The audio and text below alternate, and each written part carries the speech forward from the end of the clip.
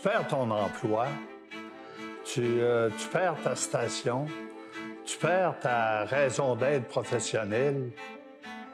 Un média qui ouvre, c'est une lumière qu'on allume sur l'ensemble d'un territoire. Et quand ça ferme, c'est un événement extrêmement malheureux. Parce que ça empêche la communication de se faire, parce que c'est un retour à l'arrière, c'est un retour à la grande noirceur.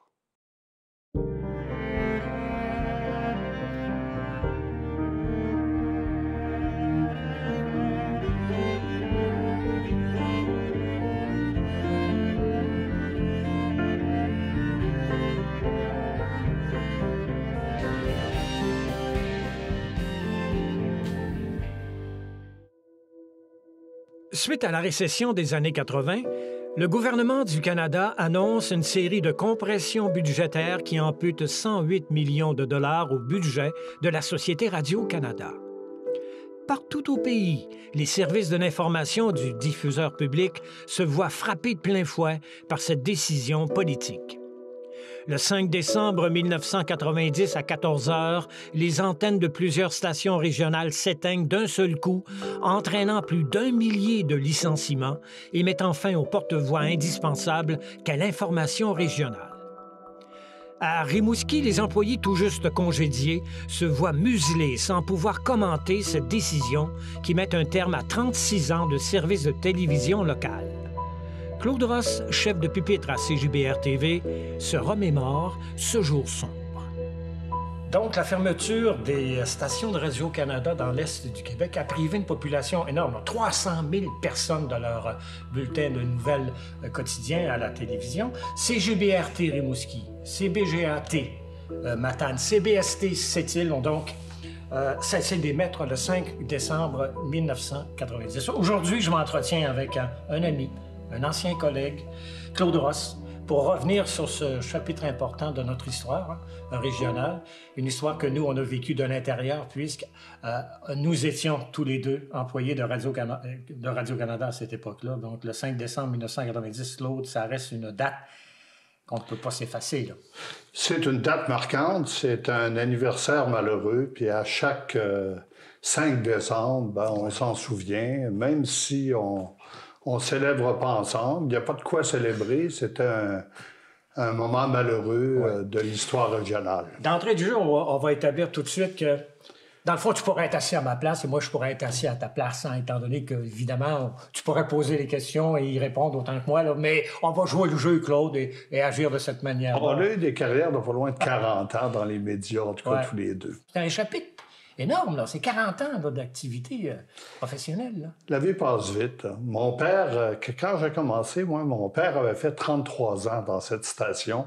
C'est un peu le créateur du bulletin de nouvelles régionales. D'abord à la radio, dans les années 40. Ensuite à la télé, à compter de 1954, là, quand Jules Briand a décidé d'ouvrir la télévision. C'était une des premières au Québec, hein? Avant Québec, étonnamment. Je pense que la licence a été octroyée tout de suite après celle de la station, en fait, de Montréal. Ça a été, c'est pas pour rien, dans le fond, qu'on parlait du canal 3, CJBR 3, le 2 appartenant à CFTM à Montréal et le 3 à Rimouski. Là. Ben, écoutez, le 3 était considéré comme un excellent canal et je vous rappelle que Québec avait eu le 4 comme ça. C'est ça. Plus les chiffres étaient moins élevés, meilleur était le canal, semble-t-il. Et c'est quand même incroyable qu'après Montréal, ce soit Rimouski qui obtienne la licence pour une ville qui, à l'époque, comptait quoi, 19 000 personnes à peu près? Oui, mais ça, c'était Jules Briand, qui était quand même un grand Manitou des nouvelles technologies. C'est lui qui a créé Québec Téléphone, c'est lui qui a créé la Compagnie du pouvoir, qui est devenue Hydro-Québec par la suite, là, mais c'était à un niveau régional la compagnie qui diffusait l'électricité. On était à mancher avec les localités pour savoir quand ça passerait l'électricité. On était arrangé avec les commerçants qui vendaient des luminaires puis des télévisions par la suite, parce que c'était important, là, l'électricité qui s'en venait. C'était comme Internet aujourd'hui. C'est un système intégré, dans le fond, de la production de la télévision jusqu'aux écrans de télévision et à la station aussi. Tout ça passerait par la famille Briand. Mais revenons, c'est important de le dire, c'était une station qui, à ses débuts, était l'une des plus puissantes, hein, avec l'émetteur installé sur le pic Champlain, qui rayonnait évidemment dans un espace, là, je veux dire, sans aucun obstacle, ou à peu près, à cause Ça crachait loin. Ça crachait jusqu'au Saguenay, semble-t-il. Oui, puis ça crachait loin sur la Côte-Nord, là. Ça desservait des localités éloignées comme Havre-Saint-Pierre, je pense. Claude, on peut dire que c'est ici qu'a commencé, en fait, l'aventure télévisuelle de tout l'Est du Québec, en quelque sorte. Là, hein? Ben, l'aventure, d'abord, radiophonique oui, c'est vrai. de Cégibert a commencé ici le 15 novembre 1937. Oui. On a été ici quand même une dizaine d'années. Oh, 10-12 ans. Ouais. Et ton père, quand il lisait les fameuses nouvelles à Guy Ross, comme on les appelait, c'est ici qu'il a commencé. Il a commencé ici. OK. C'est quand même assez formidable de constater que les lettres sont, en tout cas, plus ou moins apparentes, sont là. C'était pour Canada, Jules Briand-Rimouski. Ouais. Mais les débuts de la télé, quand même, il y avait un studio télé ici. Il y a eu un ici, studio télé pendant un petit peu, avant... mais ça a déménagé assez rapidement. Voilà, voilà. Tu sais, il y a eu des gens comme Raymond Laplante, Gatien Cartier, qui ont commencé ici. Les gens venaient à l'école ici. Pierre Nadeau a commencé ici. Bernard de Rome a commencé ici. C'était une station-école de Radio-Canada. C'était reconnu comme tel. Et toi, tu es devenu aussi employé donc, de CJBR au moment où Briand est encore propriétaire ou la transaction oui, moi, avec Télévision s'en ça a commencé un an et demi après la mort de mon père. Mon père est mort en 72, à l'automne 72. Moi, j'ai commencé au printemps 74. Et bon, je pense que les gens à Cégibert qui recrutaient à ce moment-là avaient considéré que le fils tenait un peu du père et ils m'ont fait passer un petit test. Puis après ça, j'ai été embauché très vite. Et pendant une journée et demie, j'ai un collègue, Claude Morin, avec lequel vous avez travaillé aussi, qui m'accompagnait pour lire les bulletins de nouvelles. Ouais. Puis au bout d'une journée et demie, c'était moi qui lisais, c'était lui qui écoutait. Mais l'achat par Télémédia de CJBR, ça s'est fait un peu avant que tu arrives, mais quand tu étais à la station, tu travaillais à la station comme journaliste, la station venait d'être achetée par Télémédia. Au départ, Radio-Canada voulait acheter la station rimouskoise, mais finalement, Briand avait refusé de leur vendre. Et Radio-Canada s'était tourné de bord et ils avaient acheté CBGA Matane, qui est devenu CBGA-T aussi, quand ils ont installé la télévision à Matane. Voilà. En 1977, Radio-Canada, ils se sont aperçus que ça avait peut-être été une erreur de ne pas acheter Rimouski, si bien que le 1er août 1977, Radio-Canada est entré à Cégibert comme patron. Ils ont acheté la station. Et là, il y avait 2 stations de Radio-Canada dans le Bas-Saint-Laurent, parce que Matane est situé dans le Bas-Saint-Laurent, mais dédié à couvrir la Gaspésie.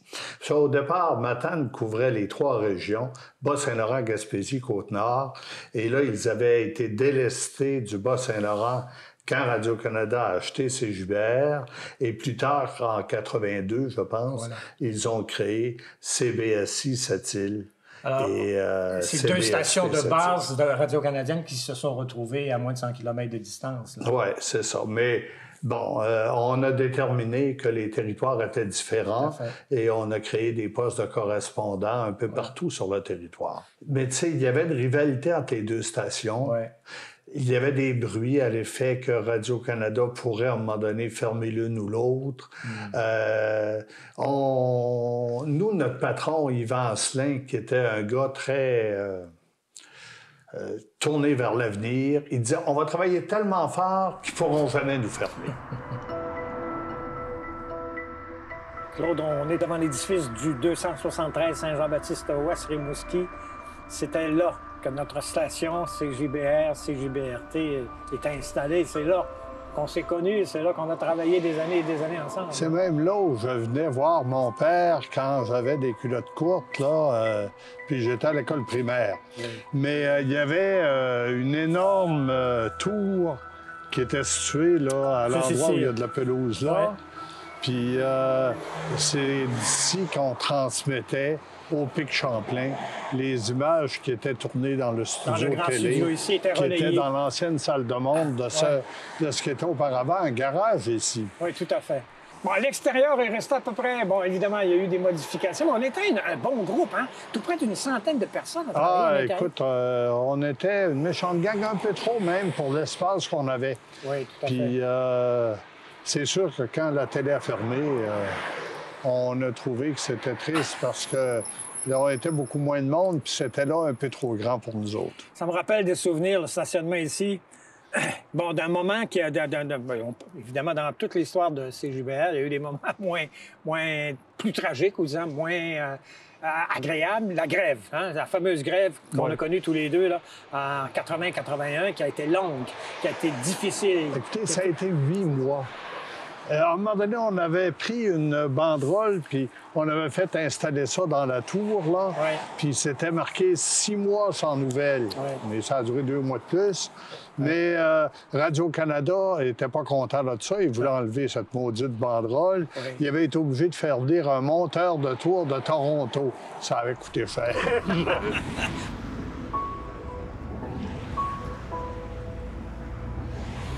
Il y avait beaucoup de production locale, puis franchement, c'était une petite équipe, CJBR, mais ça travaillait fort. Oui, et même des émissions qui étaient diffusées au réseau, Tête Première, par exemple, mais faites, concoctées à partir de Rimouski, des séries comme La Mer à voir. J'ai travaillé sur des projets aussi, au Québécois, des émissions comme ça, qui montraient qu'il y avait une force de production et des talents assez forts, là, quand même. Puis qu'il y avait aussi matière dans le milieu à couverture. Ouais.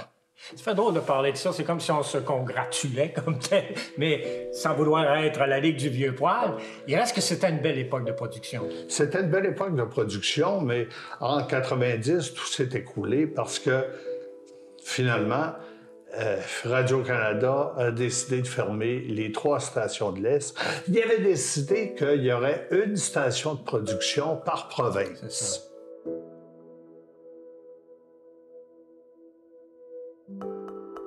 Depuis le début des années 80, là, il y avait à chaque année pratiquement des coupures. Hein? Donc, le couperet tombait presque à chaque année, des postes étaient abolis. Ça sentait la soupe chaude. Là. Ça sentait la soupe chaude et on peut dire une affaire, les conservateurs de Mulroney n'étaient pas forts pour soutenir Radio-Canada, ils s'en seraient bien passés. Oui. On ne croit pas en une télévision nationale. Il faut rappeler que c'était des conservateurs, évidemment, qui étaient... Mais c'était une décision du conseil d'administration de M.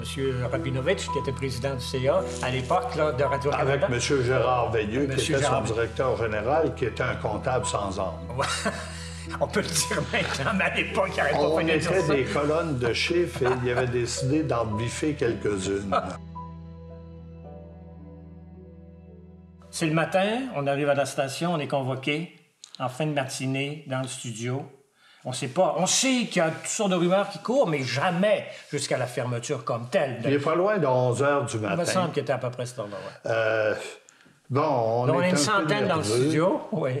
Il y a une télévision en circuit fermé qui est organisée. Pour Veilleux, qui doit faire son message. Puis là, on entend le message de M. Veilleux, qui ne tire pas une larme pour nous autres, mais qui nous annonce froidement qu'à compter de 11h30, notre antenne est coupée et qu'on ne peut plus diffuser.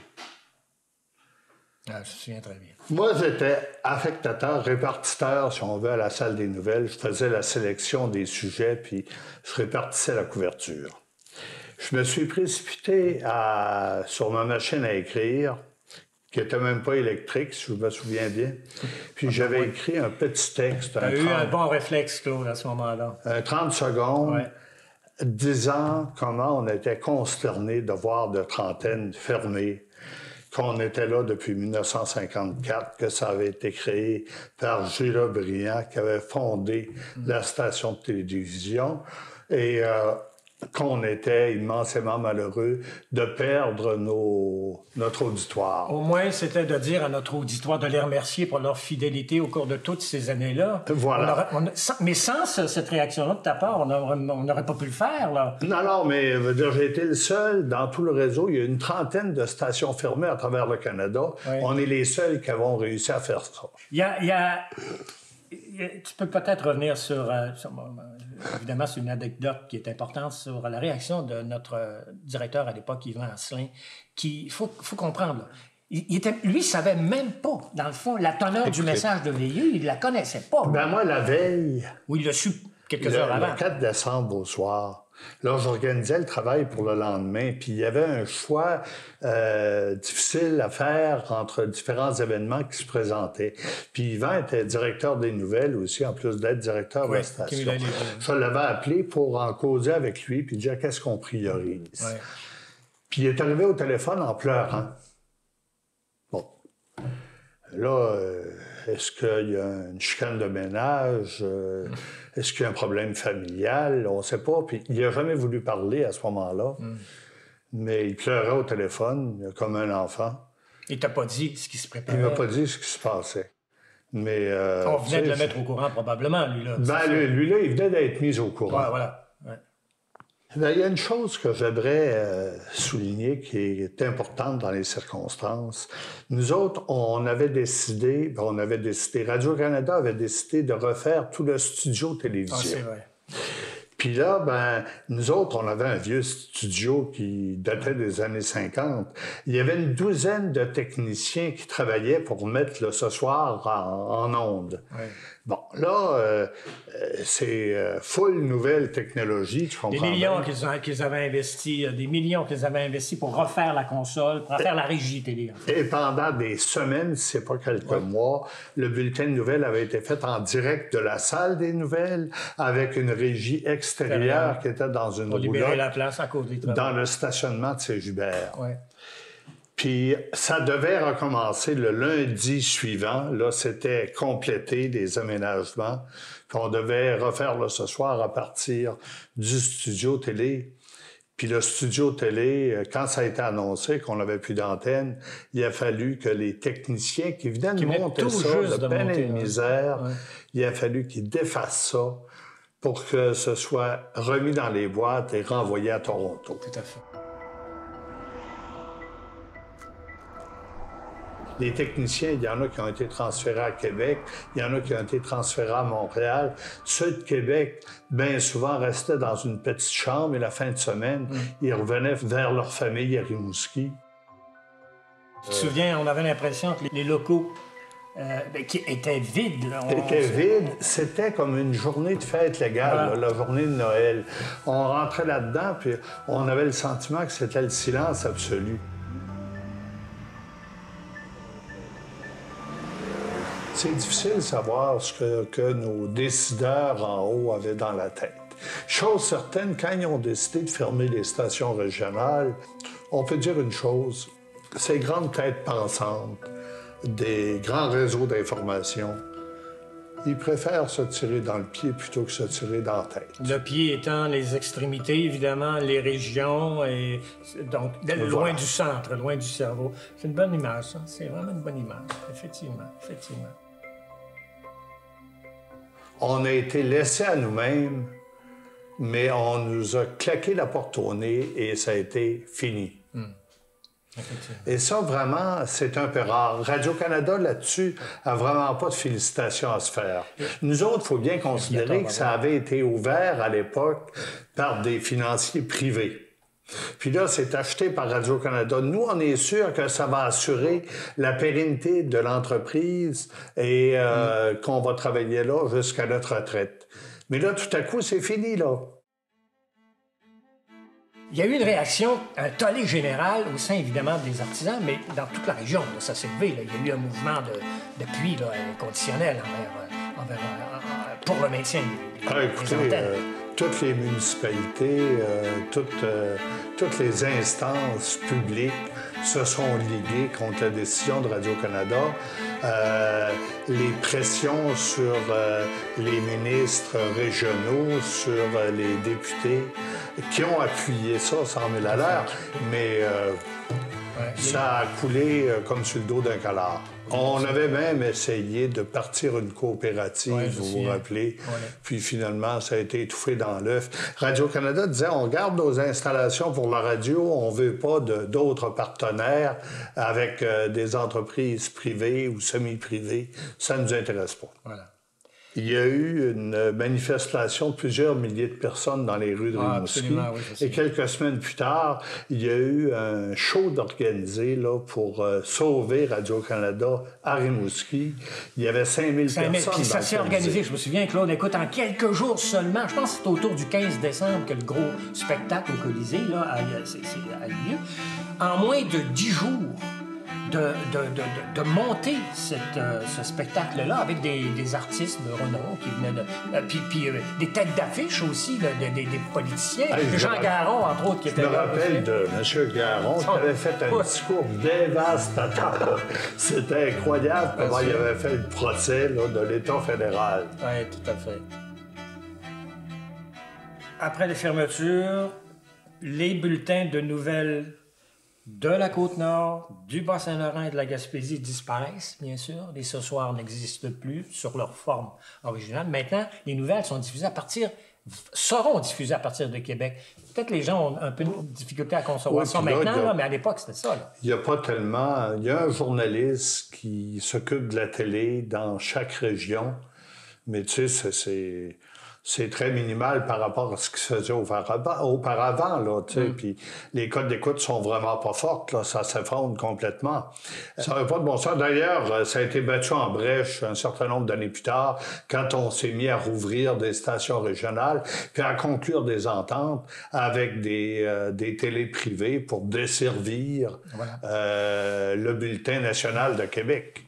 Donc, au bout d'un certain temps, en fait, de plusieurs années, là, le vent a changé de bord avec, évidemment, le retour de Radio-Canada, du moins d'une station seulement, et non pas de 3 stations dans l'Est du Québec. Ça a créé beaucoup de... Mais au moins avec un réseau de correspondants adéquat, là, tu sais, qui couvre les différentes régions ou MRC du territoire. Ouais.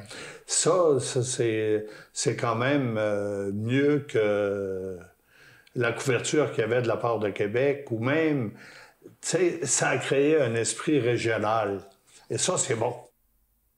Puis on peut dire qu'une affaire, un réseau national comme Radio-Canada, puis c'est le cas, je veux dire, pour la BBC en Angleterre, c'est important parce que on n'est pas à la merci des publicitaires qui vont dire « Vous ne passez pas telle nouvelle, sans quoi on vous coupe. » Et ça, c'est important de garder ça, forcément. C'est la liberté de l'information. Il y a quelque chose que j'aimerais te montrer aussi, Claude. Tu te souviens, après la fermeture, nous étions une centaine, on a décidé d'immortaliser le fait qu'on ait travaillé ensemble, puis on avait tous écrit nos noms sur une plaque. Oui, je me souviens de ça. Plusieurs ont dû quitter la région, sont allés travailler dans d'autres, évidemment, sous d'autres cieux, à Montréal, à Québec. Ceux qui ont pu se replacer, mais... Il y en a dont ça a fait le bonheur, mais il y en a d'autres dont ça a fait le malheur. Voilà. Alors, Claude, on a vécu ces moments difficiles, de fermeture de la station. Ce qui ne nous a pas empêchés tous les deux de continuer à pratiquer quand même, à exercer nos métiers de communicateurs. Je suis très heureux d'avoir fait ce métier-là.